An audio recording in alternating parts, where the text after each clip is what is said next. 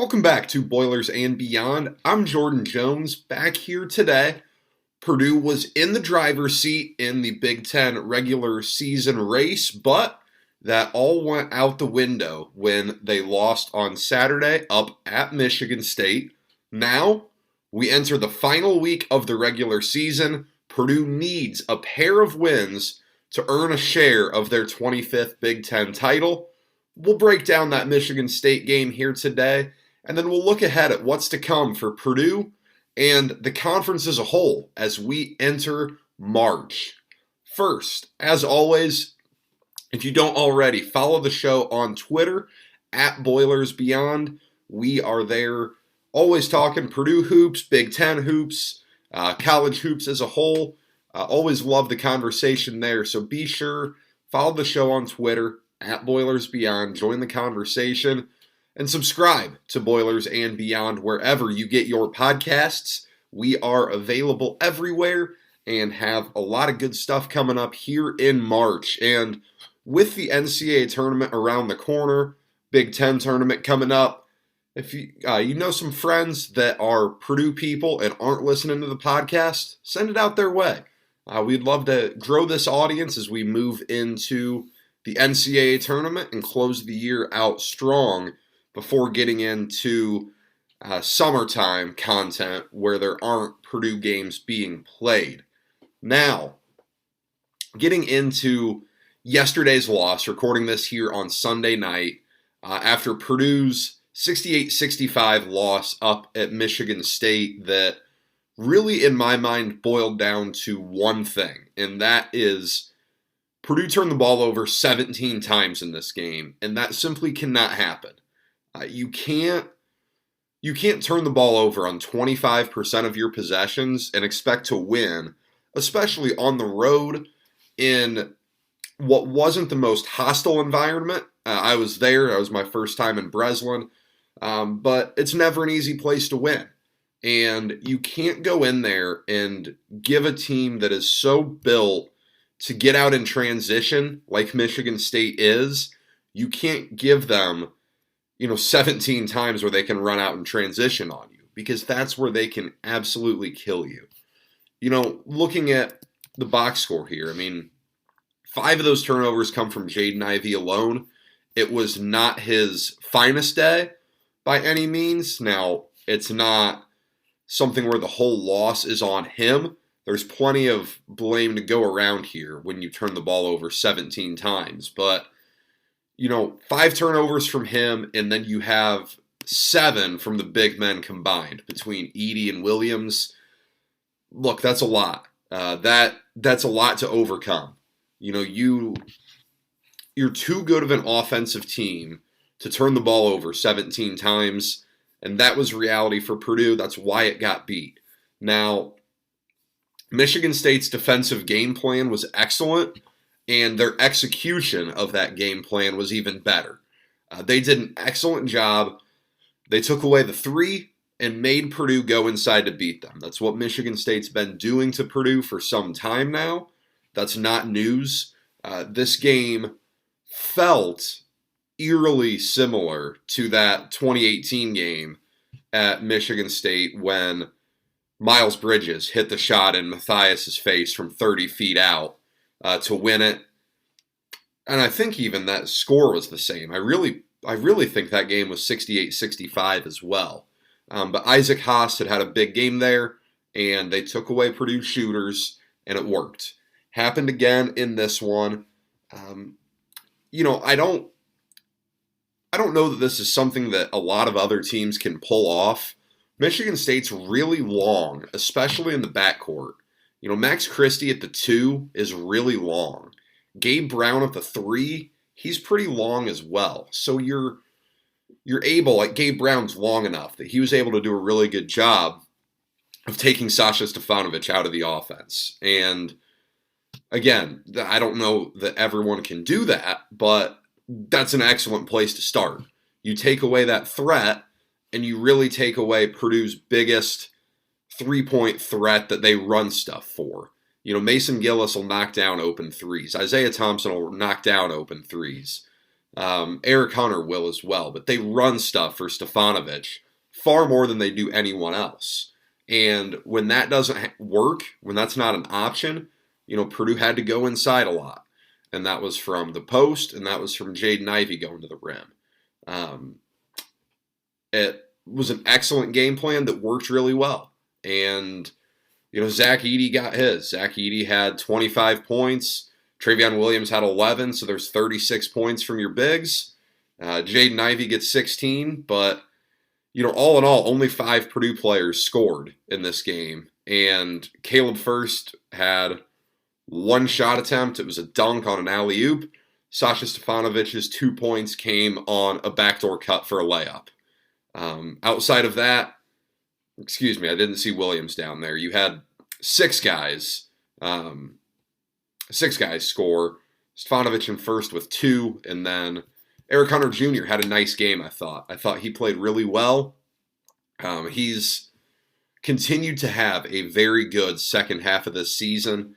He's been excellent for Purdue.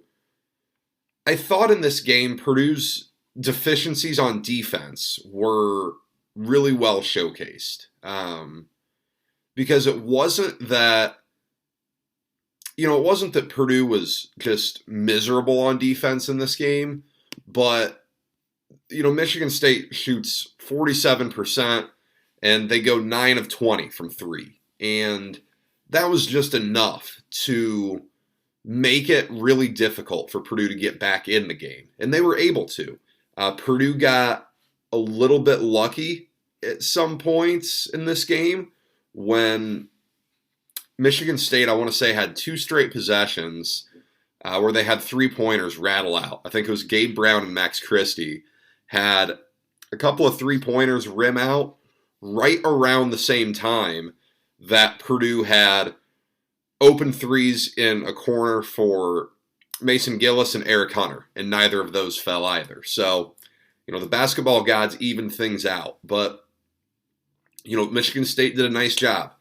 Purdue's guards don't stop the ball well, so the opposing guards get the ball inside, and they kick it out to an open 3-point shooter when Stefanovic, Gillis, First, someone has to come in and help for the guy who got beat first. It's probably not going to get a whole lot better at this point. I think that's just probably a no getting away from feature of this team. You don't love that. It's so different from what you normally associate with Purdue basketball, but that's reality. That's what this group is. It's a group that doesn't play defense all that well. And, when Purdue struggles to play defense and, piece together stop after stop, it really highlights those turnovers. And it is remarkable that Purdue was in that game because on paper, you turn it over 17 times, you're struggling to put stops together, you still win. You'll take that all day. And how you look at this game really depends on what viewpoint you want to have. If you want to look at it from the negative, a negative side, yeah, it's an example of a defensive strategy to beat Purdue. I had a question about this on Twitter, and yeah, to some degree, yeah, it was showcasing a way to slow down Purdue. Now, as I kind of said, Max Christie, Gabe Brown are very long. They're very good players to execute like this. Michigan State has 3 big guys they can at least throw in the game between Bingham, Julius Marble, and Matty Sissoko. A lot of teams don't have that. And, Marble played a nice game, but I don't think those guys are, fantastic bigs, but that's something that they at least have that they can risk getting fouls called on them. And they can have a little bit more room to be physical with Purdue's bigs one-on-one and let everyone else, limit everyone else's production. That's something that I I don't know that it's going to be easy to replicate, but yeah, I mean, it is a blueprint. I think also it comes down to Izzo knowing Painter so well. These two guys have been coaching against each other for, 17 years now? They've probably played over 30 times by this point, so they know each other really well. That's something that when you get into the NCAA tournament, you're not going to have that because you're not, at least likely not going to play a Big Ten team in the NCAA tournament. Now that I say that, of course, Purdue will get matched up with a Big Ten team in the Sweet 16 or something, but oh well. Another negative point of view that you can take from this is that this really isn't a great Michigan State team that Purdue just lost to. They played well. That was one of the better performances I've seen from them this year, but they don't have a Cassius Winston. They don't have a Denzel Valentine. They don't have the guy that a Michigan State team usually does, and that's been part of why they've struggled this year. But it is a little bit discouraging when 3 or 4 of the teams you've lost to, you're 24-5, 3 or 4 of those have been to teams that really aren't all that great. And it depends how you define Rutgers. I don't think they're that great. They're a solid team. Indiana, Michigan, Michigan State, not all that great. And it's always discouraging when you've seen some of that. You've seen Purdue struggle against those types of teams, and it doesn't exactly make you excited for the NCAA tournament, just knowing that there's a very high degree of variance with this Purdue team, it feels. And I think in hindsight, we've seen it a lot this year. The North Carolina State game, awful. Purdue somehow found a way to win. The Villanova game, Purdue did an excellent job storming back to win that game. Same with the Maryland game. But, it just hasn't been, you haven't seen a ton of dominating performances, and that's really from the defensive end. But, this team still has all the ability in the world to go on a run in the NCAA tournament. There's just a lot of crazy things that happen in March, as Purdue fans well know. On a positive note, the top 6 teams in the AP poll all lost on Saturday. You're not the only ones that lost. This is the time of year where that stuff kind of happens, but you played as poorly as you really could have, and you still, who knows what happens if that shot from Tyson Walker doesn't go in, and you go to overtime. You never know. You knew that shot from Tyson Walker was going in as soon as he got it. As soon as he got that switch on Travion Williams, that was a great spot for them to be in. And the other positive, as I said in the open, you win the next 2, you're Big Ten champs. You get to share the conference title. I've said it from the start. This team's too good to not win the Big Ten, to not put something in the rafters of Mackey Arena with them. Jaden Ivey's too good of a player to leave West Lafayette without something in the rafters besides his jersey number. So you'd love to get that.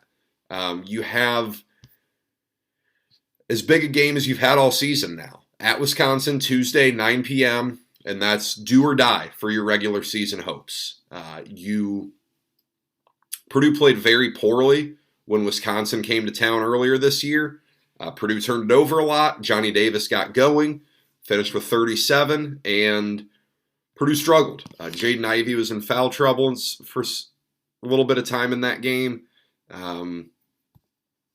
Purdue's, I remember Zach Edey had a nice game, but, that was a tough loss. And it is interesting. Purdue's been successful against Wisconsin in recent years up at the Kohl Center, but it's still a tough place to win. And it's a very tough Wisconsin group. They are incredibly disciplined. They're not going to turn it over. You have to play very well to beat them.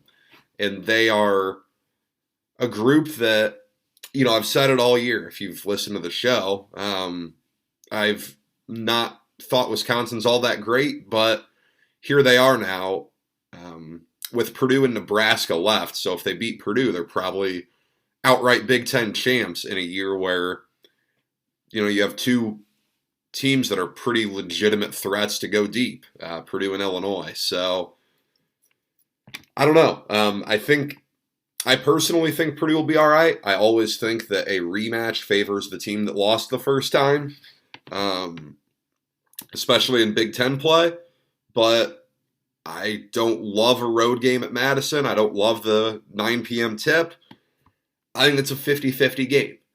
Now, Indiana at home for senior night, I think that's going to be a great atmosphere, especially if Purdue wins on Tuesday. You have a senior night for Eric Hunter, Sasha Stefanovic, Travion Williams, a good group to honor. 3 guys who have had very nice careers at Purdue, have represented Purdue very well. You want to get some revenge for that loss you had down in Bloomington in January. It's a different IU team. Rob Finney is somewhat limited. He just came back from an injury. Tonight, they just beat Minnesota, holding on in bizarre fashion. It's a game I think Purdue sets up very well in. IU's playing for their tournament lives right now. They've got Rutgers on Wednesday before Purdue. I don't know that they can go 0-2 this week. Obviously, your home game against Rutgers is far more winnable than at Purdue if you're an IU fan, but they have to win one. I don't think they can lose both of these and feel good about where they're at going into the Big Ten tournament.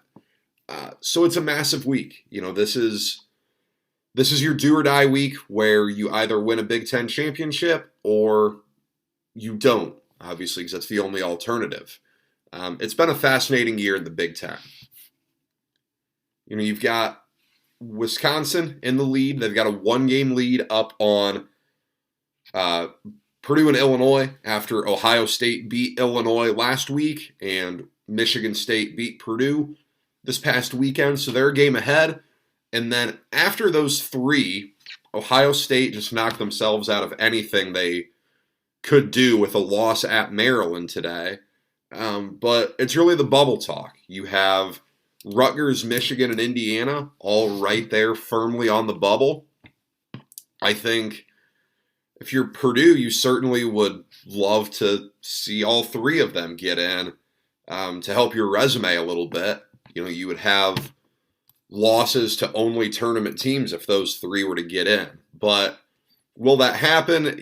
Probably not. Someone's got to lose games, especially that Rutgers-Indiana game might be an elimination game. That'll be interesting to see. Michigan is just in the weirdest spot possible. Nothing about that program has made sense this year. They lost to Illinois today. Again, I don't know if they'll get in. It's possible that, only one of those 3 teams gets in. And then, of course, you go to the Big Ten tournament where weird things tend to happen. I had a question regarding this Purdue team, and are they kind of bored at this point? And I think there's some validity to that. I don't think it's an excuse to use by any means, but, the majority of the conversation this year around Purdue basketball has been all NCAA tournament based. Because as all of you guys listening know, because you're probably all Purdue fans, this is a program that is so desperate to get to a Final Four that, I don't think there was ever a moment in November when Purdue got off to a great start where the discussion was, man, they're off to a great start. It's A, getting number 1 in the country for the first time ever. And then B, is this year they get to a Final Four? Is this year they win their national championship? And that's fair. It's justified. I mean, it's got to happen eventually if you're a Purdue fan. And I'm sure, Purdue fans have been looking forward to it all year. I'm sure this team has been. They certainly have a sour taste in their mouths still from last year's NCAA tournament. I am positive they would like to uh, get past that, go win some NCAA tournament games, get to that second weekend, and then see if they can't get down to New Orleans. With the tournament as well, I had a question about seeding. I don't think Purdue can get to a 1 seed at this point. I think that's highly unlikely. Now, it's possible, I guess, in the sense that if you win the next 2 and then you win Friday, Saturday, Sunday of the Big Ten tournament, we'll see what happens in other tournaments, but you probably put yourself in a pretty good spot with, a few more quad 1 wins. Can they fall below a 3? I don't know about that either. I think you want to win these next 2 to get the Big Ten championship, but I think you feel pretty good about a 2 seed if you can win these next 2 games. If not, you might fall down to a 3. I would be rather surprised if this group fall down to a 4, though, especially with none of their losses coming in quad 3 or 4, and only one of those, the game at Rutgers, is still a quadrant 2 loss at this point. The other 4 are all quad 1s, so that helps. But it'll be interesting. I think more than anything, Purdue needs to be in Chicago for the regional, for the Sweet 16 Elite 8. You want Indy for the first 2 rounds, Chicago for the Sweet 16 Elite 8. If you do that, you're putting yourself in a good position. There's no guarantees it works out. No team had a more favorable spot last year for the tournament than Purdue playing in Indy, and it didn't work out so well. But I think this year, just getting the favorable locations is going to help, and hopefully, something that hasn't happened to Purdue as far back as I can even think is having a little bit of carnage happen in their region. You look back, they played a 1 seed in Kansas in 2017. Texas Tech was the 3 seed in 18. Virginia was the 1 in 19. I guess, obviously, it was in the second round. Kansas was the 2 back in 2012. So, Purdue hasn't had, a lot of crazy stuff happen around them. I think you'd love that to happen this year as well. Closing out here with a few random thoughts. These are basically becoming my football thoughts because every week I think, all right, I'm not going to touch on football next week, and then a thing or two happens that I need to touch on. Marty Biagi, special teams coordinator, leaving for Ole Miss. That's a pretty big loss, in my opinion. It's certainly a recruiting loss. Biagi was the in for the state of Louisiana, where Purdue had, 3 or 4 commits this year, signees this year, and you have 2023 quarterback Ricky Collins from down there in the boot as well. Biagi was very involved in that. I would love to know what the salary jump is for Biagi going from Purdue to Ole Miss. It is no secret that the SEC pays better. It is a step up. It's not a massive step up, but there's no doubt it's a step up. Getting in the SEC is massive. It's the best conference in college football, and it's really not all that close. It's the 5th coaching change of the offseason, and I do plan on doing a deep dive after basketball ends. We'll have the spring game the second weekend of April. I will do plenty of stuff around that. And then I would like to do an episode just looking at all of the news that happened since the Music City Bowl, basically, because I know, during basketball season, it's much harder to really pay attention to football. Get everyone caught up there and talk some about what's going on, but it's definitely not a comforting thing. To come off a really good year, go into next year with a good amount of optimism, and then you lose 5 coaches. That's tough. It's not something Purdue can't come back from, but boy, that's tough. Also on the gridiron, Michael Lamo, the quarterback from the 2020 recruiting class. spent 2 years at Purdue. He is entering the transfer portal. That completely opens up the door and sets the stage really for Brady Allen to start the 2023 season opener as a redshirt freshman as the starting quarterback. He'd redshirt this year and then start next year. Alema was interesting because he was very much built on his potential, coming in from a run-heavy offense in high school. That was a big adjustment to come to Purdue, I would think. And you just never heard a ton regarding Alema. I thought it was a bit of a giveaway in hindsight when Austin Burton announced that he was going to come back for another year. I don't know much about Austin Burton. He played one game really at UCLA. He played well in that game, but he played one game. And at Purdue, he really hasn't done a whole lot. So it's difficult to say much there, but if that was kind of pushed on by the coaching staff, then I can certainly see how the writing was on the wall here. That at this point leaves Aiden O'Connell, Austin Burton, and Brady Allen as your 3 scholarship quarterbacks for this year. I think you would love to get someone out of the portal to add to depth, but quarterbacks don't want to go somewhere where they're not going to play. And you're not going to get a quarterback who's dead set on playing this year because they know they aren't going to beat out Aiden O'Connell. So it's tough there, but we'll see how things go for Purdue. And then finally, just wanted to close with the annual reminder that as a fan, conference tournaments are awesome to watch just because it's basketball on all day.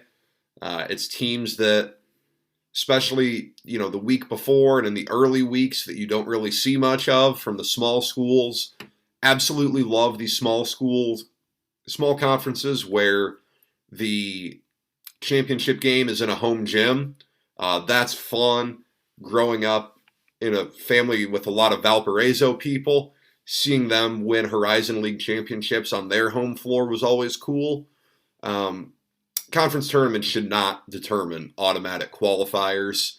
I really hate the principle of that because you throw away what the regular season meant for the most part, and then things can get fluky in conference tournaments. It happens every year where there's some mid-major that's going into the NCAA tournament at 29-5, but they lost in their conference tournament and don't get in.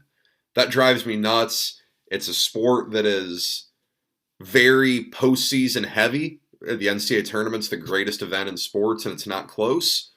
But I would love to see conference tournaments could go away. And I certainly think it would provide for a fairer NCAA tournament, but also the fact that every team technically goes into, the final weekend of the season with a chance at the NCAA tournament. That's also something that makes college basketball very unique. That's all I have for you today, though. Thank you for spending some time with me. We will be back next week to put a wrap on the regular season and take a look at the Big Ten tournament. It's March, folks. It's the best time of the year. I'm recording this now with 27 and a half hours until March for John Rothstein to know. Be sure to follow on Twitter at BoilersBeyond. Join the conversation, all things Purdue. Subscribe wherever you get your podcasts so that you don't miss an episode as we enter the home stretch of the season here.